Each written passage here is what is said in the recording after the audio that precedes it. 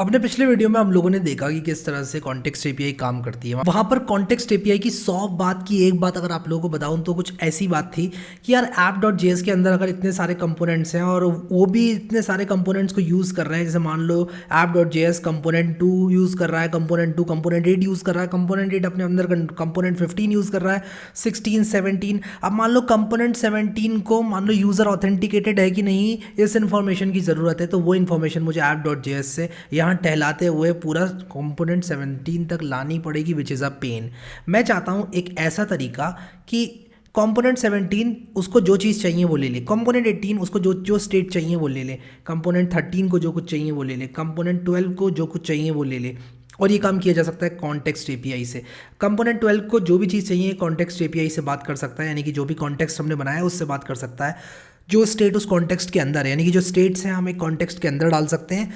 जो स्टेट्स इस कॉन्टेक्स्ट के अंदर हैं वो सारी की सारी एक्सेसिबल हो जाएंगी किसी भी कंपोनेंट को, चाहे वो 17 क्यों ना हो, 16 क्यों ना हो, 14 13 12 10 11 9 18 या फिर 7, कोई भी कॉन्टेक्स्ट एक्सेस कर सकता है, कोई भी कंपोनेंट। ठीक है, तो इस चीज़ को अभी हम कोड में लिखेंगे और समझेंगे कि यार ये जो बात बोली गई है यहाँ पर इसका मतलब क्या है और ये करते कैसे हैं। तो मैं आ चुका हूँ अपने विजुअल स्टूडियो कोड के अंदर और यहाँ पर मैं क्या करूँगा, सबसे पहले अपने SRC के अंदर जो मेरी SRC फाइल है, सॉरी फोल्डर है, उसके अंदर मैं एक फोल्डर बनाऊंगा और उसका नाम मैं रखूँगा कॉन्टेक्स्ट। और इसके अंदर मेरे सारे के सारे कॉन्टेक्स्ट आने वाले। जिस तरह से कंपोनेंट नाम का फोल्डर हमने बनाया उसी तरह से कॉन्टेक्स्ट नाम का फोल्डर बना लिया। यहाँ तक तो सबको क्लियर है ना, किसी को दिक्कत होनी भी नहीं चाहिए यहाँ पर।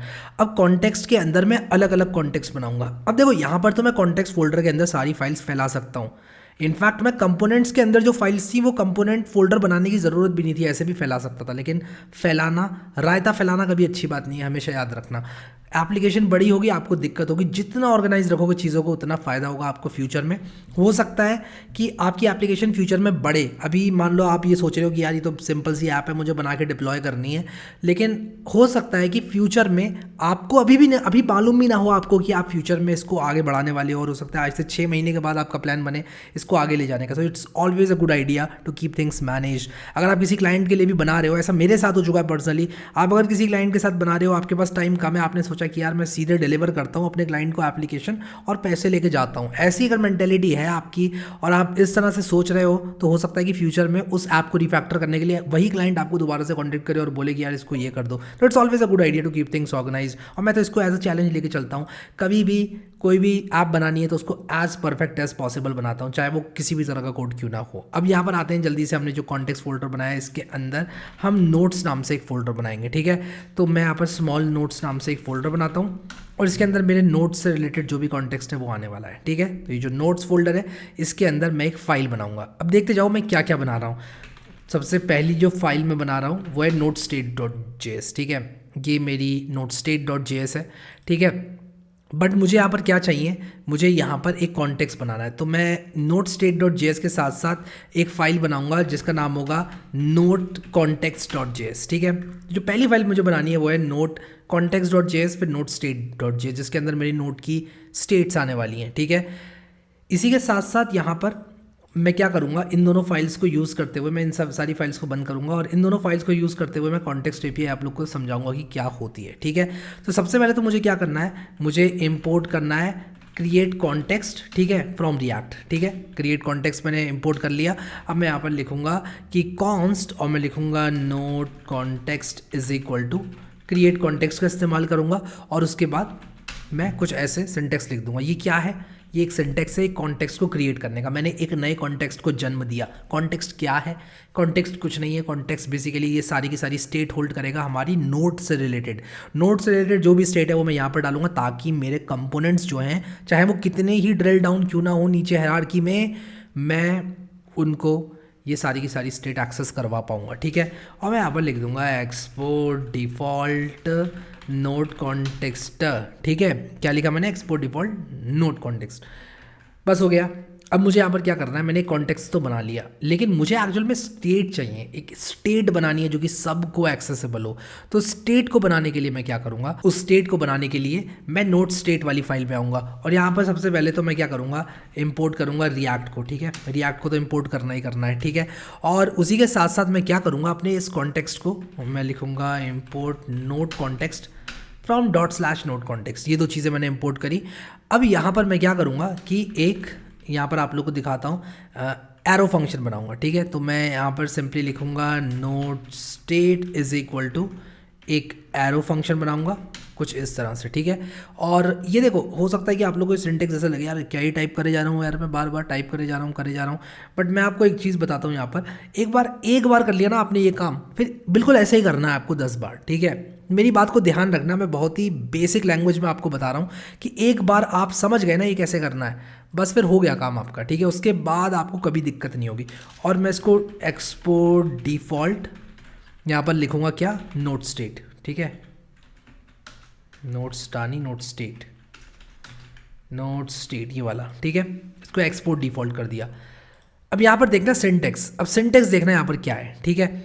अब इसके अंदर मैं रिटर्न क्या करूँगा, मैं इसके अंदर रिटर्न करूँगा, देखते जाना, मेरी बात को ध्यान से सुनो यार, क्योंकि ये बहुत इंपॉर्टेंट है, ठीक है। मैं यहाँ पर लिखूँगा नोट स्टेट डॉट प्रोवाइडर, ठीक है। अब आपको हो गया यार ये क्या लिख दिया, और इसके अंदर मैं क्या करूँगा, लिखूँगा प्रॉप्स डॉट चिल्ड्रन, और मैं फिर समझाऊंगा आपको कि मैंने क्या लिखा है, ठीक है। सबसे पहले बॉयलर प्लेट लिख देता हूँ, जो चीज़ आपको हमेशा लिखनी है जब आप यूज़ कर रहे हो कॉन्टेक्स्ट एपीआई को, ठीक है। Props dot children, and obviously यार ये जावास्क्रिप्ट है तो इसको मुझे कुछ इस तरह करना पड़ेगा। अब होगा क्या, देखो मैं यहाँ पर सबसे पहले एक चीज़ और आपको बता दूँ, उसके बाद ये पूरा एक्सप्लेन करूँगा कि क्या और क्यों लिखा है, ठीक है। तो अभी यहाँ पर हमने सिर्फ 11 लाइन लिखी है इफेक्टिवली, ठीक है। एक स्पेस है यहाँ पर, 2 स्पेसेस हैं, 10 लाइन है बस, ठीक है। और उन 10 लाइन में से भी ब्रैकेट्स हैं, हमने ज़्यादा कुछ लिखा ही नहीं है। देखो ये है और ये है, ये 2 फाइल्स बनाई है बस मैंने अपने नोट कॉन्टेक्स्ट के लिए, ठीक है। मैं यहाँ पर क्या कह रहा हूँ, मैं कह रहा हूँ कि ये जो कॉन्टेक्स्ट है, ये जो नोट स्टेट है, ये नोट की सारी स्टेट को प्रोवाइड करेगी। और मैं यहाँ पर लिखूँगा वैल्यू इज इक्वल टू, और मेरी बात को ध्यान से सुनना, मैं फिर से कह रहा हूँ, और मैं यहाँ पर लिख दूंगा STATE स्टेट, और यहाँ पर मैं एक स्टेट बना लेता हूँ, const state is equal to कुछ इस तरह से, और मैं यहाँ पर नेम लिख देता हूँ हैरी, क्लास लिख देता हूँ 5B, ठीक है। बस इतना ही लिखता हूँ, ठीक है। और यहाँ पर मैंने value is equal to state जो है ये दे दी, तो ये बेसिकली वैल्यू हमारी नोट स्टेट प्रोवाइड कर रही है, ठीक है। अब सिंटेक्स को देखना पहले सिर्फ, और उसके बाद समझने की कोशिश करेंगे क्या चीज़ क्यों और कैसे हो रही है। अब ये हमारा एक कॉन्टेक्स्ट बनके तैयार हो चुका है। सबसे पहले मैंने यहाँ पर कॉन्टेक्स्ट एपीआई को इस्तेमाल करा, जिसमें मैंने क्रिएट कॉन्टेक्स्ट को यूज़ किया, सबसे पहले इंपोर्ट किया रिएक्ट से, और मैंने कहा कि यार मुझे एक कॉन्टेक्स्ट बना कर दे दो, मैं कॉन्टेक्स्ट एपीआई को इस्तेमाल करना चाहता हूँ। इस फाइल में मैं इससे ज़्यादा कुछ नहीं बोल रहा हूँ, मैं रिएक्ट देवता से कह रहा हूँ, रिएक्ट देवता मैं कॉन्टेक्स्ट एपीआई का इस्तेमाल करना चाहता हूँ। रिएक्ट देवता कह रहे हैं हाँ ठीक है बेटा, लो इस्तेमाल करो, मौज करो, ठीक है। इस फाइल में मैं सिर्फ इतना कह रहा हूँ। फिर मैं इस फाइल को इंपोर्ट कर रहा हूँ यहाँ पर, ठीक है। अब मैं ये काम यहाँ भी कर सकता था, लेकिन मैंने इस फाइल को थोड़ा सेपरेट रखा है।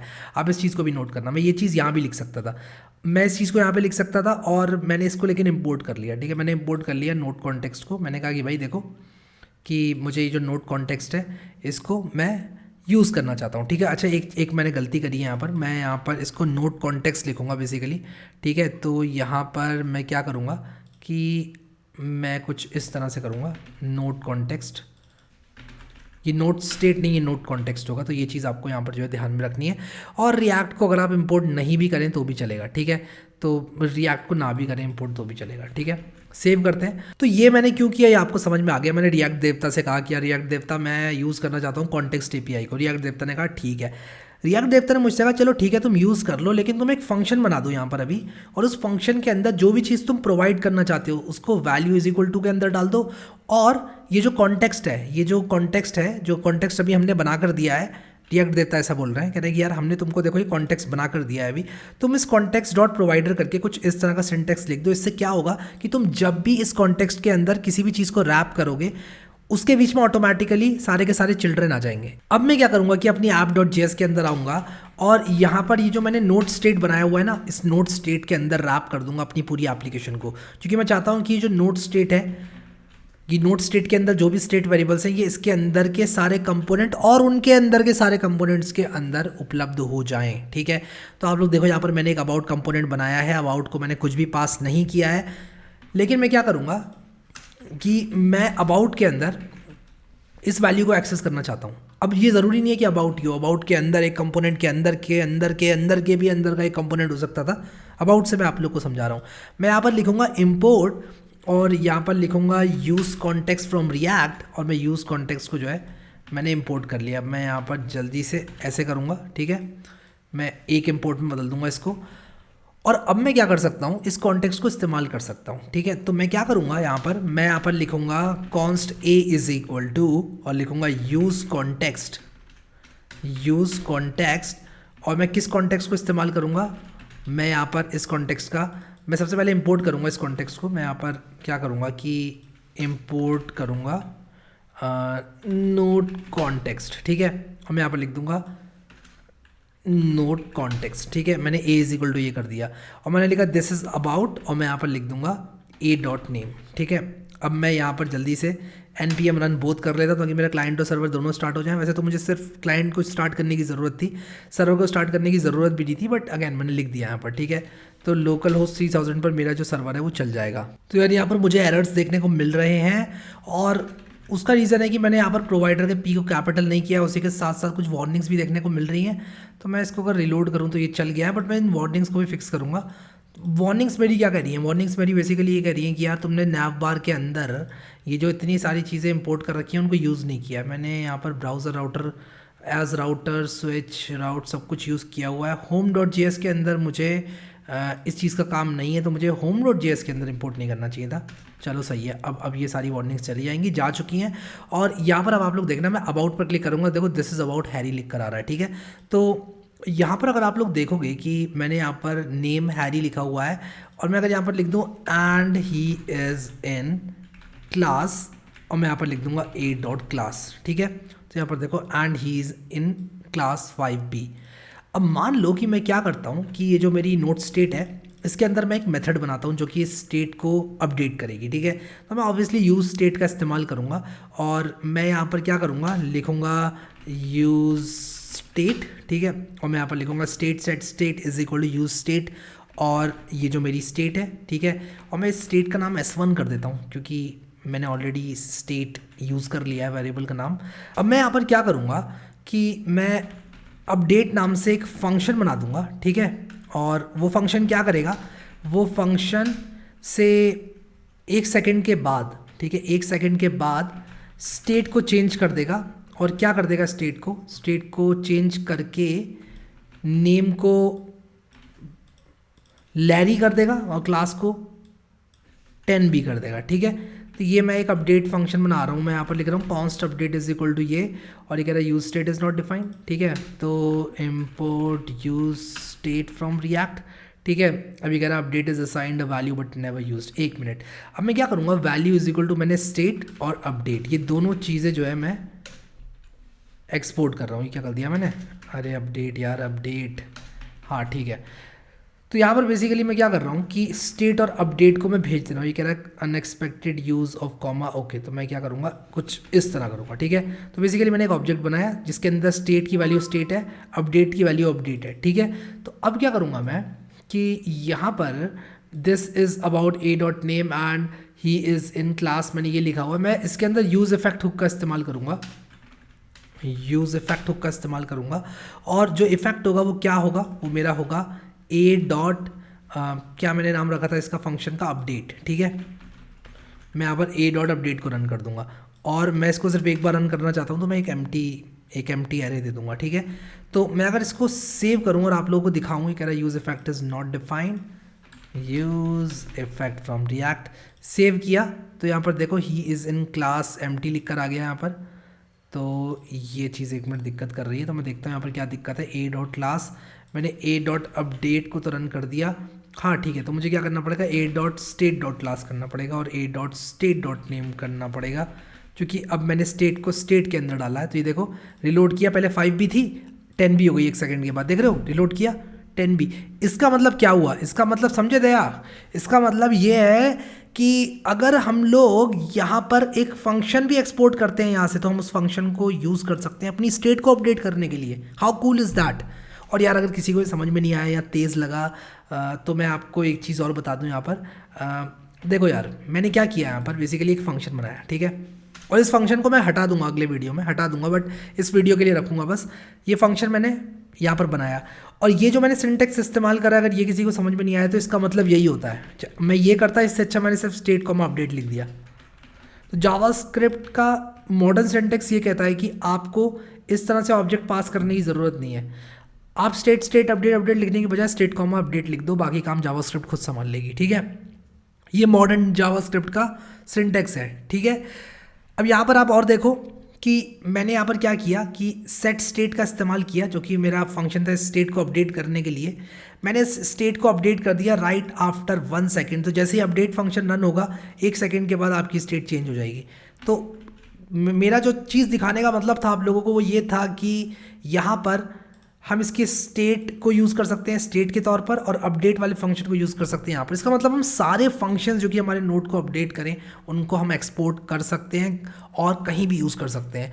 यही थी कॉन्टेक्स्ट एपीआई। बस मैंने कॉन्टेक्स्ट एपीआई और यूज़ स्टेट को मिक्स कर दिया। कॉन्टेक्स्ट एपीआई का जो कॉन्टेक्स्ट था उसके अंदर मैंने यूज़ स्टेट को मिला दिया। अब एक चीज़ और दिखाता हूँ यहाँ पर आप लोग को, एक आध वार्निंग्स हमको मिल रही है यहाँ पर। तो एक तो ये मिल रही है वार्निंग हमको कि React hook use effect has a missing dependency ए। तो यहाँ पर हम क्या करेंगे, ये चीज़ ऐड करेंगे क्योंकि हम नहीं चाहते कि ये बार बार अपडेट हो, ठीक है। तो मैं यहाँ पर इसको डाल दूंगा अगर, तो ये देखो ये चली गई, ठीक है। तो बेसिकली मैं इसको as a component did mount की तरह यूज़ करना चाहता हूँ, इसलिए मैंने ऐसा किया है। और ये मेरा जो है नॉर्मल अबाउट फंक्शन का रेंडर मेथड है, इनफैक्ट रिटर्न है क्योंकि हम फंक्शन बेस्ड कंपोनेंट में है अभी। अब यहाँ पर देखो दिस इज़ अबाउट ये and he is in class ये। तो पहले मैंने ए डॉट नेम इसलिए यूज़ किया था क्योंकि मैं डायरेक्टली पूरी स्टेट को ही एक्सपोर्ट कर रहा था। अब मेरा जो ऑब्जेक्ट एक्सपोर्ट हो रहा है वो क्या है, उसके अंदर एक स्टेट है, उसके अंदर ये वैल्यू है, ठीक है। तो इसलिए मुझे डॉट स्टेट लगाना पड़ा। तो ये बात आई होप समझ में आ गई सबको, ठीक है। तो ये चीज़ करके देखो आप लोग। बट कॉन्टेक्स्ट एपीआई सिर्फ इतना ही है कि यार मुझे ये 2 फाइल बनाने की भी ज़रूरत नहीं है, इनफैक्ट एक में भी काम हो जाता। अगर मैं इस फाइल को कुछ ऐसा कर दूं और उसके बाद यहाँ पर इंपोर्ट कर दूं, तो बात बस ये होगी कि मुझे 2 चीज़ें यहाँ पर एक्सपोर्ट करनी पड़ेंगी, एक तो कॉन्टेक्स्ट और उसी के साथ साथ ये जो स्टेट है नोट स्टेट वो। अब यहाँ पर मैंने इसको अलग अलग फाइल में करके क्या फ़ायदा उठाया कि इस फाइल से मैंने नोट कॉन्टेक्स्ट को एक्सपोर्ट कर दिया, इस फाइल से मैंने इस स्टेट को एक्सपोर्ट कर दिया। तो जब भी मुझे कॉन्टेक्स्ट यूज़ करने की ज़रूरत पड़ेगी तो मैं इस फाइल को इंपोर्ट करूँगा और बाकी काम तो ऑटोमेटिकली हो ही जाने हैं हमारे, ठीक है। सो आई होप कि आप समझ गए इस चीज़ को। ज़्यादा मत सोचना कि ये बिहाइंड द सीन्स कैसे काम करता है, ये भी मैं आपको बता दूं। अगर आप एक रिएक्ट बिगिनर हो ऑब्वियसली तब तो मत ही सोचना, क्योंकि बिहाइंड द सीन्स इसकी इम्प्लीमेंटेशन बहुत कॉम्प्लेक्स है। तो आप बस इतना समझ लो कि ये 2 फाइलें बनाकर आप जहां मन चाहे इन स्टेट्स को यूज़ और अपडेट कर सकते हो। जो जो फंक्शंस आप यहाँ से एक्सपोर्ट कर रहे हो वो इस्तेमाल कर सकते हो इस कॉन्टेक्स्ट को इंपोर्ट करके। और आने वाले कुछ वीडियोज़ में मैं यही करने वाला हूँ। तो अगर इस वीडियो में किसी को ये कॉन्टेक्स्ट एपीआई का सिंटैक्स समझ में नहीं भी आया है तब भी ये टोटली नॉर्मल है। मैं आपको बताऊँगा ये टोटली नॉर्मल है, क्योंकि आने वाले टाइम में जब मैं आपको यूज़ करना सिखाऊंगा तब तो यार एकदम आपको मैं गारंटी दे सकता हूँ यार 110% की क्लियर हो जाएगा। प्रोवाइडेड ये बात ध्यान से सुनना, प्रोवाइडेड कि आप मेरे साथ कोड करें, देखें ना इसको। ये कोई आपका कसौटी जिंदगी की या बालिका वधू का एपिसोड नहीं है कि आप फ़ोन लेके बैठ गए ऐसे छत पर चाय का कप लेके। नहीं, आपको कंप्यूटर के सामने कोडिंग करनी है। और अगर आप एक बार ऐसे ही देख रहे हैं तो आपको अगली बार आके कोड करना है, ठीक है। ऐसे नहीं चलेगा काम। मैं आपको बता रहा हूँ, मेरे लिए बहुत आसान है ये कहना कि यार देख लो वीडियोस को, बट नहीं, आपको सिर्फ देखने से काम नहीं बनेगा, आपको कोड करना है मेरे साथ साथ, तभी आपकी जो कॉन्सेप्ट है वो स्ट्रांग होंगे। और अगर आपको समझ में नहीं आ रहा है सिर्फ देखकर, उसका सबसे बड़ा रीज़न ये है कि आप साथ में कोड नहीं कर रहे हो। तो आने वाले वीडियोज़ में हम लोग क्या करेंगे कि जो नोट्स हैं उनको हम यूज़ करेंगे अपने अलग अलग कंपोनेंट से, और हम लोग देखेंगे कि ये कॉन्टेक्स्ट एपीआई किस तरह काम करती है। अगर आप लोगों ने रिएक्ट प्लेलिस्ट को एक्सेस नहीं किया तो अभी जल्दी से जल्दी इस प्लेलिस्ट को यहाँ पर क्लिक करके सेव कर लें, या क्लिक करके इस प्लेलिस्ट को बुकमार्क कर लें। अभी के लिए इस वीडियो में इतना ही guys. Thank you so much guys for watching this video and I will see you next time.